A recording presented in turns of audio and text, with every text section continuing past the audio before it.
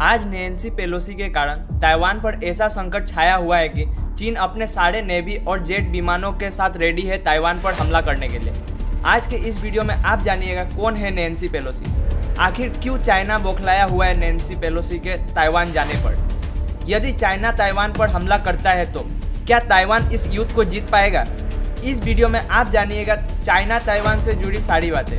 आगे बढ़ने से पहले यदि आपने हमारे चैनल को सब्सक्राइब नहीं किया है तो सब्सक्राइब कर लीजिए और बेल आइकन को दबाकर ऑल पे सिलेक्ट कर लीजिए। नैन्सी पेलोसी अमेरिका के हाउस ऑफ रिप्रेजेंटेटिव की स्पीकर है। सन 1987 में पेलोसी पहली बार सदन के लिए चुनी गई थी। जनवरी 2007 में पेलोसी सदन की पहली महिला स्पीकर बनी थी। चाइना क्यों नैन्सी पेलोसी के ताइवान आने पर बौखलाया हुआ है। बात है 1970 की। 1970 से ही अमेरिका वन चाइना पॉलिसी को मानता आया है।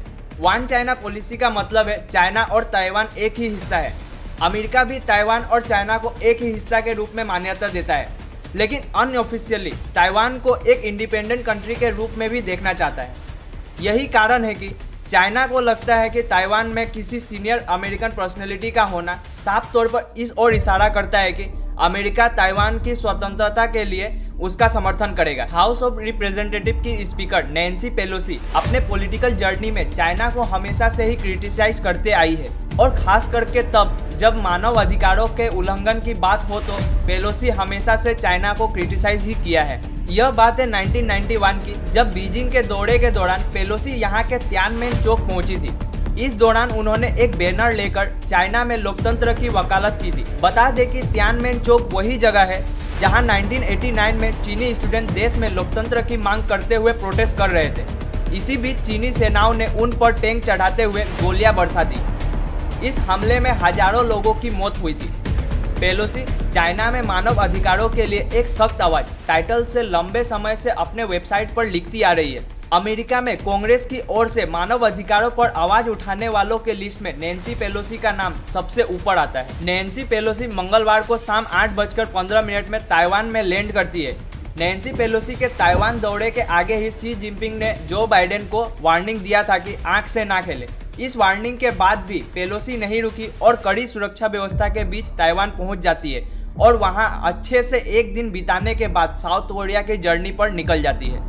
अब जानते हैं कि यदि चाइना ताइवान पर हमला कर देता है तो क्या ताइवान उस युद्ध को जीत पाएगा या नहीं।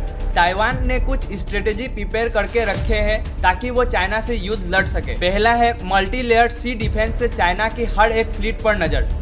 ताइवान के पास सबसे बड़ा एडवांटेज ये है कि ये चारों तरफ से समुद्र से घिरा हुआ है। यदि चाइना ताइवान पर कब्जा करना चाहता है तो उसे बड़ी संख्या में सैनिकों को हथियार, गोले बारूद, फूड, मेडिकल सप्लाई और फ्यूल को समुद्र के रास्ते ही ताइवान ले जाना पड़ेगा।